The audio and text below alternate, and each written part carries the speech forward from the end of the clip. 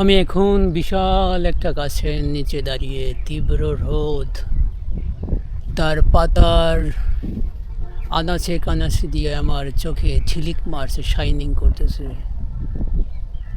তীব্র গরম আর মৃদু বাতাসে একটা মিশ্রণে একটা চার্মিং ওয়েদার ফিল হচ্ছে। কত পাখি কাছে বাসা বাঁধে এই যে আমার সামনে। কত পাখি কতভাবে বাসা বেঁধেছে। রাতে দিনে খাবার খায়, রাতে শুয়ে থাকে, আবার দিন সকাল হলে খাবারের উদ্দেশ্যে বের হয়ে যায়।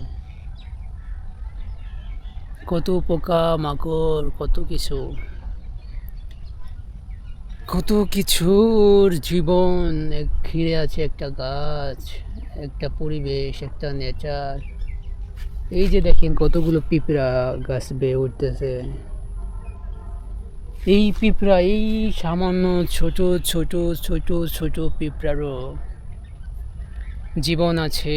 তারা খাবার খায়, খাবার আহরণ করে, তাদেরও ক্ষুধা লাগে, পেট আছে, মাথা আছে, হাত আছে, পা আছে।